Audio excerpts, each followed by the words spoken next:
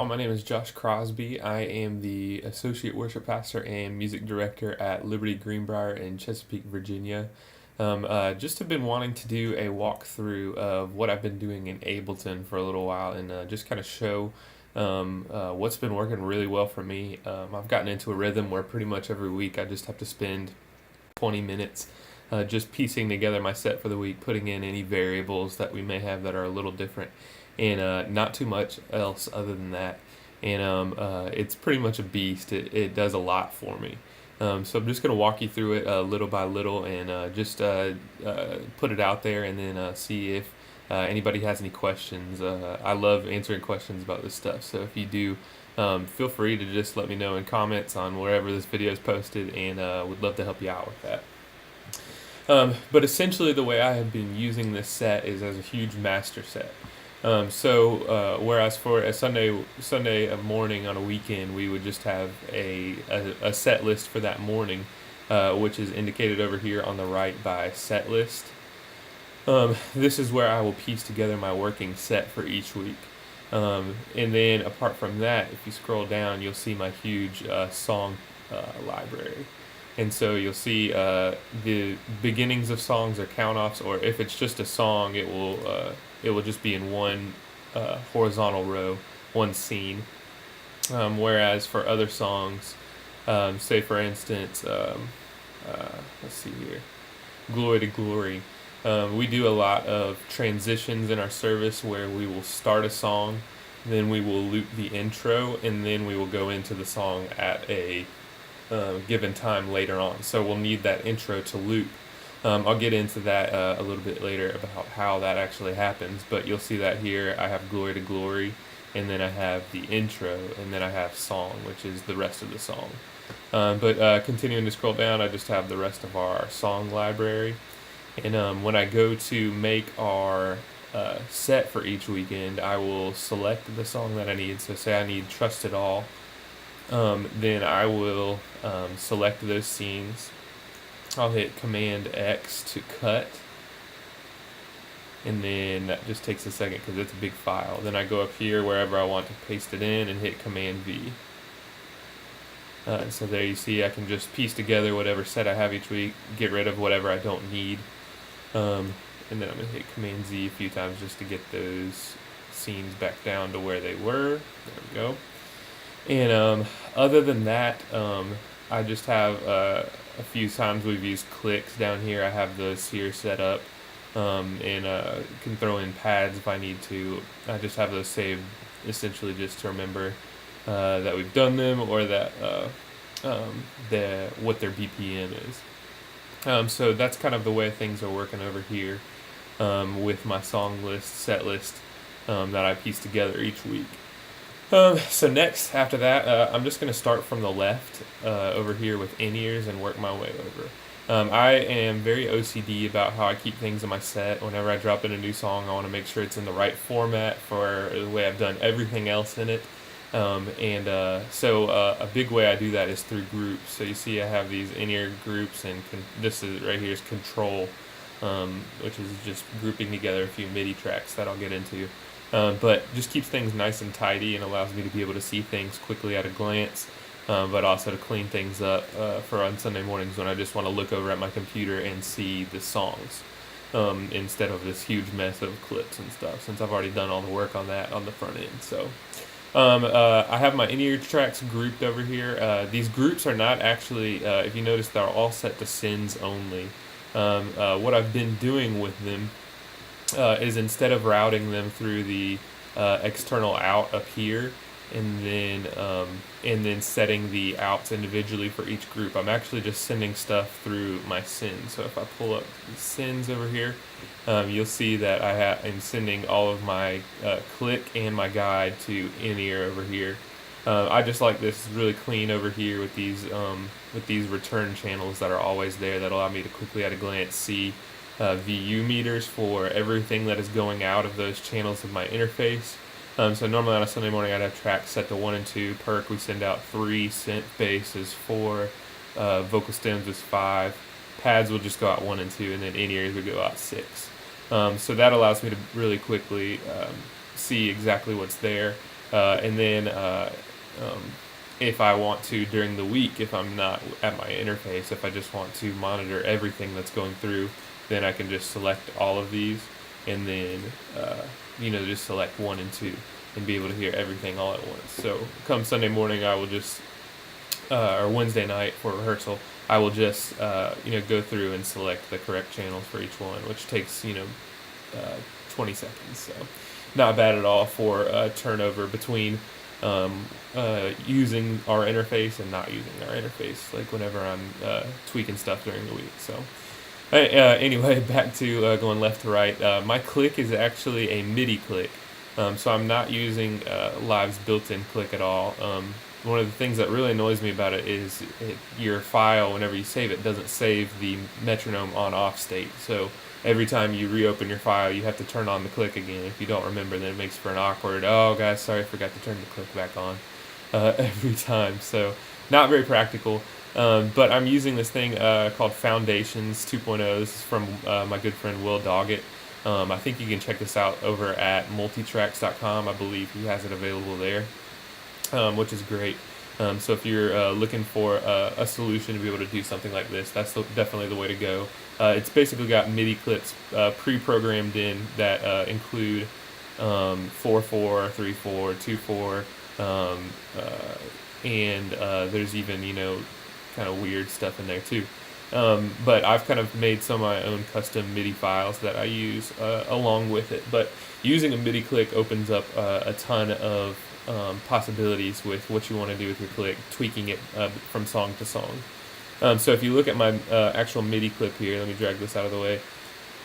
You'll see that my downbeats are hit on, this note right here, whereas my other downbeats, 1.2, 1.3, 1.4, are on C.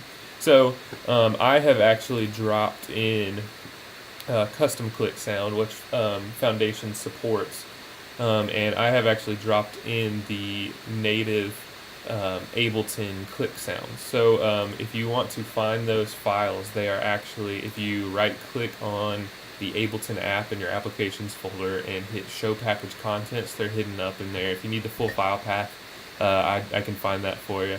But I just like the default click sound, and having the flexibility of tweaking it kind of however I want really helps out a lot. So this includes accents, quarter notes, eighth notes, and 16th notes. You can do subdivisions, so you can tweak the volume of how loud you want those subdivisions and everything. So to give you an example of that real quick, I'll just play a little bit of the click of this song, and you can hear the accented downbeat, beat 1, and you can also hear subdivisions on the eighth notes. 1, 2, 3, 4. So just like that, you can hear the click subdividing there. Whereas, let's say for another song, if I click Alive here, this song I have a it's designated by a different color, so I remember. But if I drag this out, I can see it's 4/4, no subdivision. So since this is a more upbeat song, you don't necessarily want that quick eighth note subdividing the whole time. So this is what that sounds like. Intro 2, 3, 4. So you can see there, I would not want other times there's also, if you might have noticed when I drag this out again, there's click no accent. That means there's no accent on beat 1. That's for songs that switch time signatures, where if it's switching time signatures, your downbeat, if it's just rotating every 4 beats, it's going to get off from time to time. So 1, this song 2, right here doesn't 3, have that accent. 4.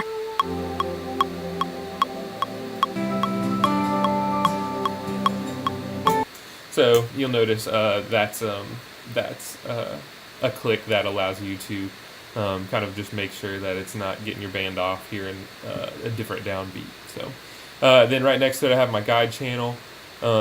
One thing to note is I am also very OCD about how I keep my faders across all of my channels. So if I know I need to make tweaks just overall level wise, I actually will do them in a utility in my track. So I actually have a compressor just compressing down the click on my click channel, just so that way everybody can hear it, make sure it's punching through the mix, and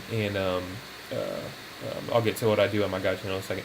But I actually have this one set up as something I can trigger from my Morningstar NG6 as a click boost. So you notice it's a 5 dB boost.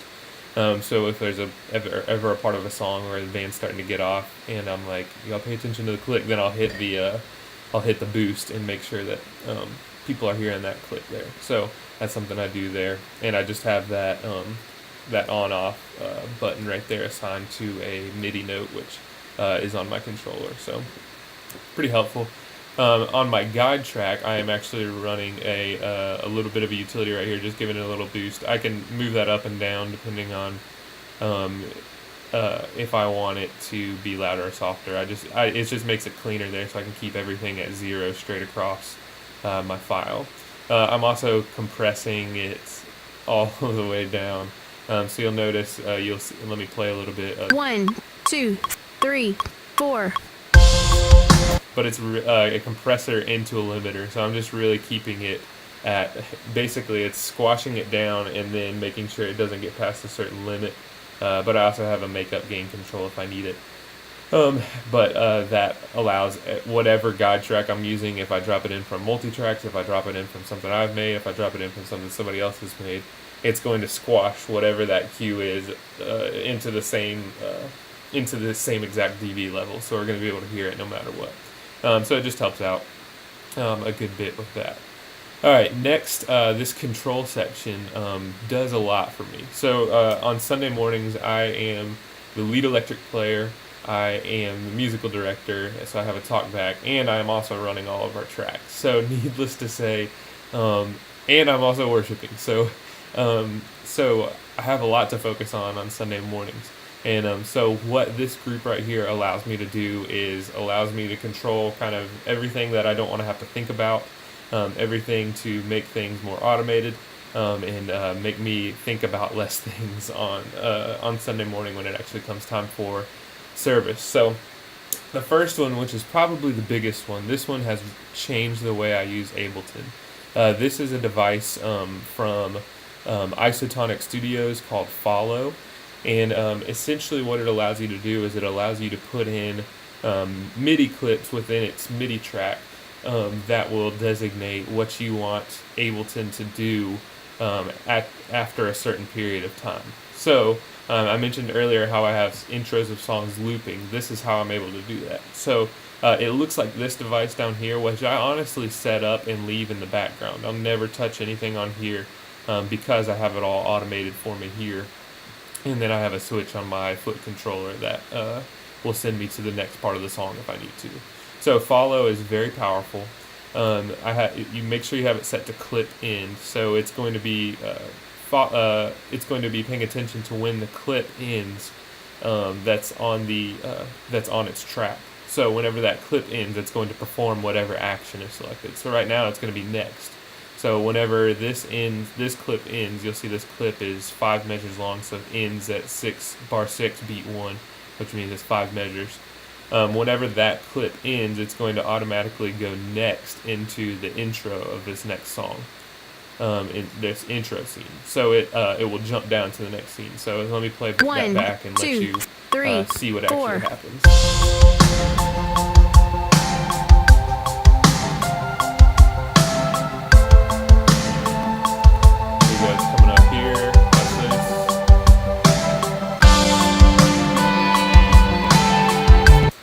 And I actually have a transposing error in here. The EG track was not transposed down properly because I didn't have it on the other day whenever I was monitoring. But anyway, you get the idea. It skipped a little bit there because my processor is under a good bit of load from recording at the same time as having Ableton open.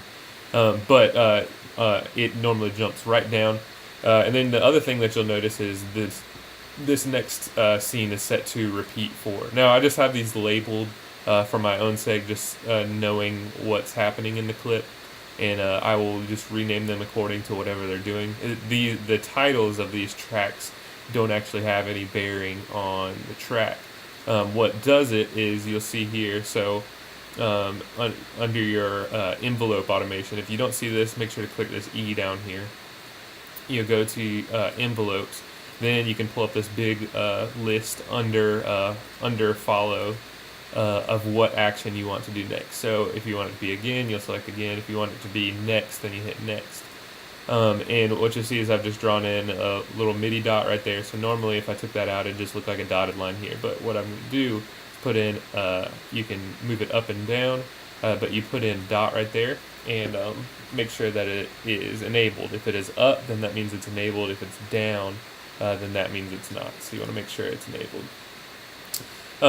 So that's my next. You'll notice for the repeat one, what I do is it's not on the next, it's on again.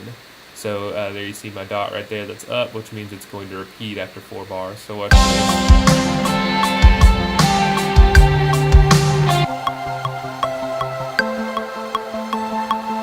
And repeat, 2, 3, 4. So really powerful. Then I have the N key on my keyboard. If you check it out, I'll hit it. Verse. 3, 4.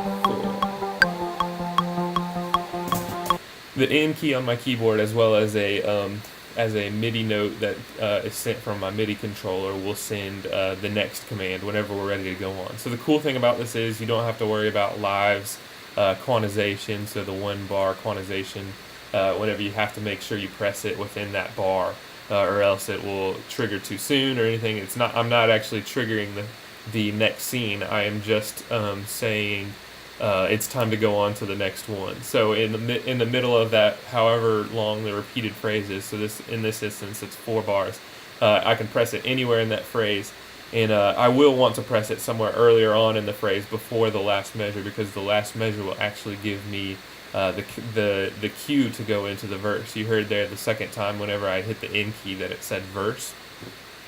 Let me show you the way I'm doing that.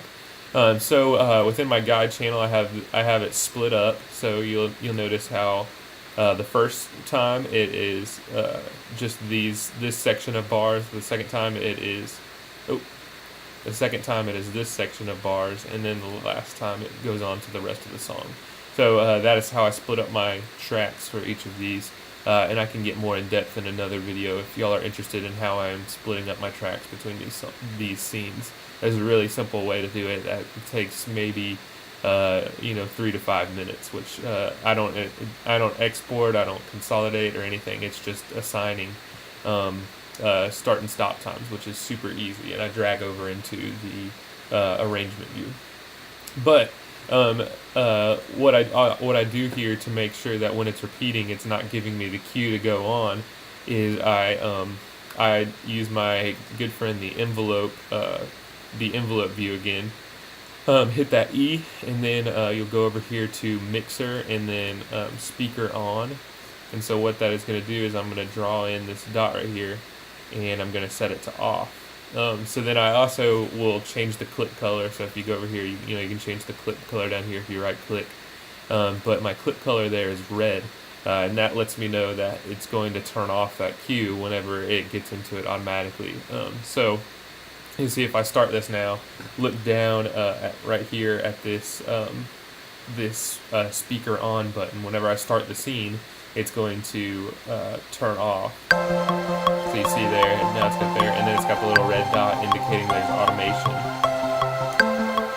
Now the trick to make sure that Ableton goes to the next scene along with re-enabling your guide cue is you're going to set the whatever key on your keyboard, whatever MIDI trigger you want to send to it. Make sure you send the same trigger to follow as you do to the guide speaker on. So you'll notice when I hit the N key on my keyboard, not only will it set follow to again or to next instead of again, so you jump to next, but it also turns back on my guide.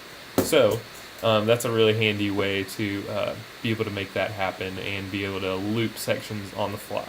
So and I can, like I said, I can do another video on just that because follow is so detailed and in depth, and there's a lot to it. So the next section I can breeze through.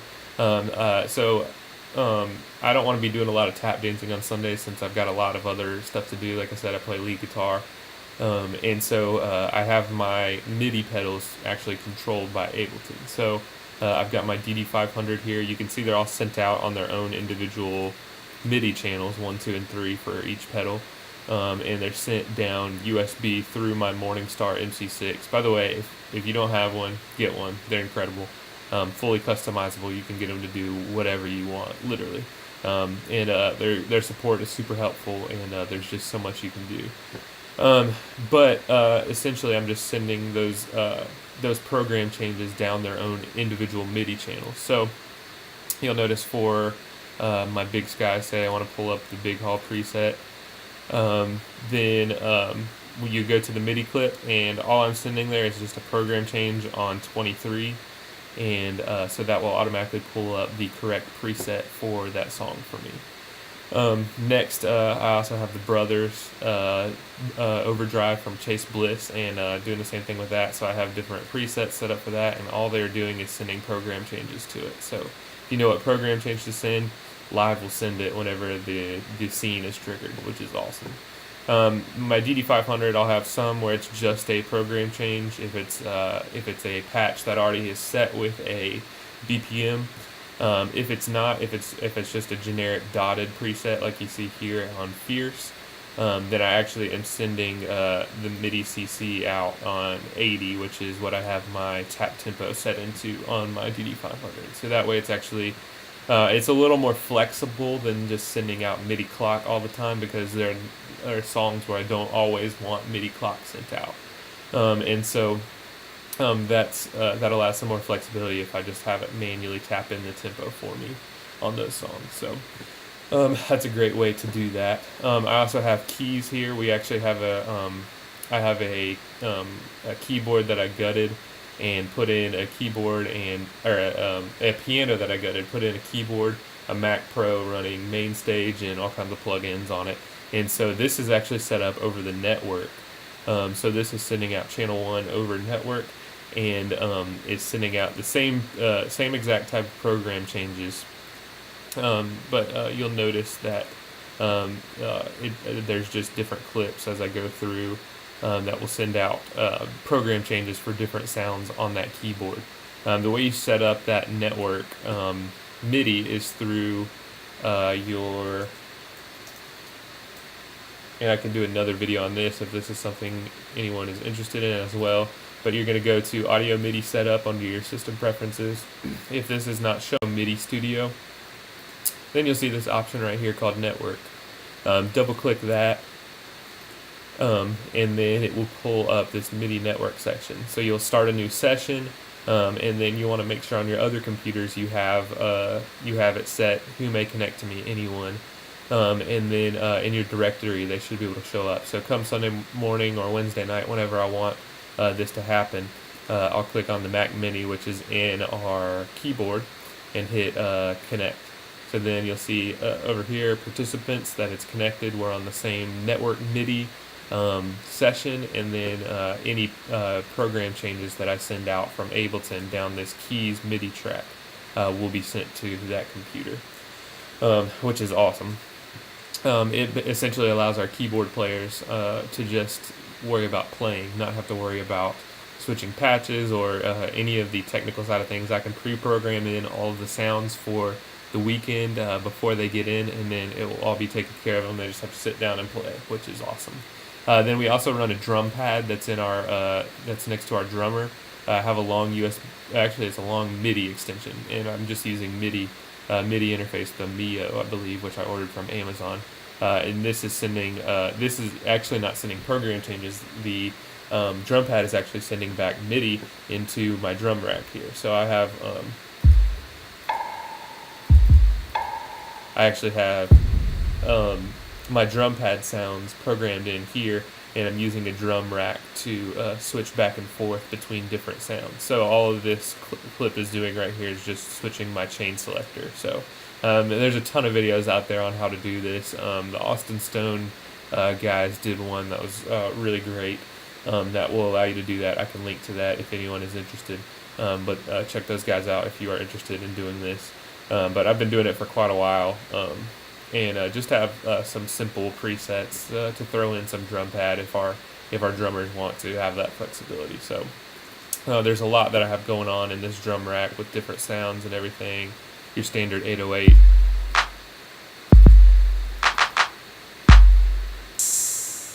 All kinds of cool stuff like that. These are the sounds we actually use for our Glory to Glory. That's that 909 snare sound is perfect for that song. But anyway, that's what's going on with this whole control section. There's a lot going on there, which is why most of the time I tend to leave it open in case I need to tweak anything when I'm in rehearsal or on Sunday morning, some last minute tweaks to make sure everything's working right. But it's pretty much fix it and forget it for me. One other tip that I found that's awesome is trying to remember program change numbers for your MIDI pedals. You can actually right-click on your MIDI track and say edit info text, and so I actually have it hidden right now, but if you hit this right here, it'll show your info text. If I mouse over DD500, you'll notice down in the bottom left, it will tell me what I wrote in what my presets are. So Big Sky, I did a ton more. I have a lot more reverb presets that I'll use on the fly. Delay, most of the time I'll program in song by song. But if I say edit info text here, you'll see a ton of numbers next to what the patches are. So if I'm programming in my sounds for the weekend, and I'm trying to figure out what patch I want to use for what song, I'll just I can look here real quick and see what I want to use. This PK's MIDI tool is something I have just set up to monitor what MIDI information is being sent out if I'm troubleshooting. So that's why that's showing up. Alright, and then across the rest of it are my multitrack. So this is kind of everything that I have set up in terms of tracking that we use. So I group them in different groups. I have perk. Within perk channel I have drums, loop, and then perk. You'll notice sometimes I'll also have effects, or I'll have tambourine, but all essentially doing the same thing. Then guitars, I have my acoustic guitars. If there's ever an AG2 or a dulcimer in this instance here, then I've got that there. EGs, bass, all go in there. I have my bass as a different color just so it stands out on the fly. Also, I have synth bass, that same color, since that way I keep low end stuff the same. You'll also notice I am sending out synth bass to my C send, whereas the rest of my key stuff is going out the A. We run synth bass out a separate channel in our interface, so our production director, our audio engineer, can have control of that at the board, which is really helpful. Really drive the subs with it, or whatever they need there. So that's how I have my send set up. And then across the board, just piano, organ keys, strings, glockenspiel, whatever we have there, and then lastly our vocal stems. Then you'll notice I have this alt group, and this is the best way that I've found to do this. But a lot of times when, if I were to have all of my tracks in the same tracks, but want to do a seamless transition in session view, it's going to stop the clips that are playing beforehand to start the new ones that are in those same tracks. So that's not always ideal. So what I have going on here is I set up an entire other bank. I just grouped my perk, guitar, keys, vocals all into one group over here. So you'll notice I still have them the same colors, but going all the way across. If I'm trying to set up a transition for the weekend where it's a little more seamless and one track can be, ending before the next one starts, I will remove the stop buttons. So if you don't know that, you can select the stop buttons you want to remove, hit Command E. So that's what it'll look like by default, Command E, or you can right click and say remove stop button. It'll remove those stop buttons there, which means I can have the next track start before these clips actually end. So my next song will start as the trail out is happening from the track before, which helps out a lot. Those sends are set up the same way as any of my other ones would be for my regular tracks. So, and then lastly, I have pads over here, and so pads are Very helpful. The guy from Worship Tutorials, Brian Wall, has put together just some great sounding pads. Also, Rocky Mountain sounds sound good. And you can get pad sounds from anywhere out there, but they're just essentially audio clips that I'll drop in each week in whatever key of the song we're doing. They also really help out your transitions with making sure there's still something going there underneath.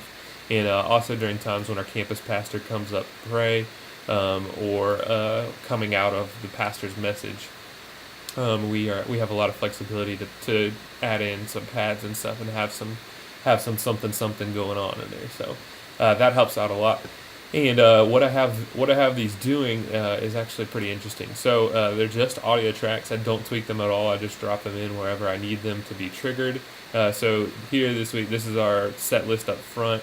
So we'll go fierce into glory to glory, and then there's going to be a quick transition that our worship leader is going to do between glory to glory and what a beautiful name. What a beautiful name kind of comes in right on the verse. There's not really an intro to it. So and this is actually set to the wrong key. We changed the key of this song the other day to be female lead. But anyway, we will have a pad come in for that song. And then right afterwards, you see I removed the stop button, so the pad will keep going underneath the track as we play the song, but helps transitions out a lot.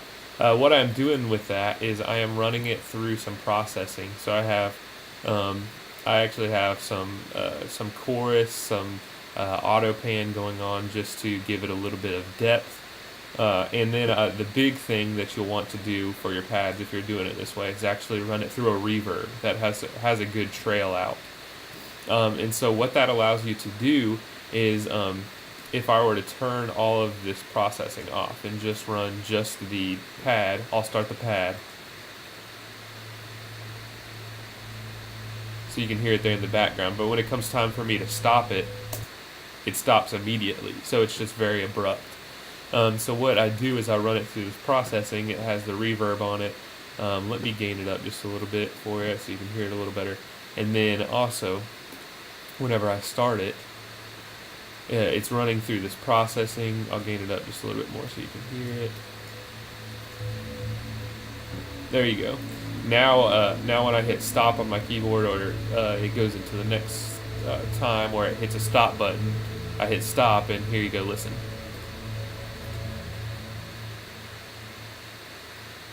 It has a really nice trail out there, which allows for you to be able to hit the stop button without having to worry about, I need to fade it out first. You don't have to worry about that. It'll fade out automatically. That's what that reverb does for you.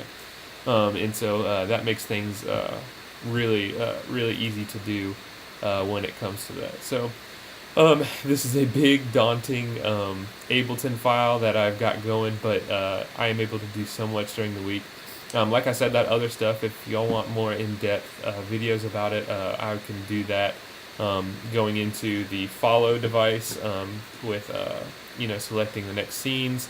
I can do that, or about how I actually separate out my tracks into different parts, or if you're curious about my pedal board or key setup or drum pad or any of that, I'd be more than glad to help out wherever I can. So hope this video was helpful for y'all. If you have any questions, feel free to comment, and I would love to help answer them.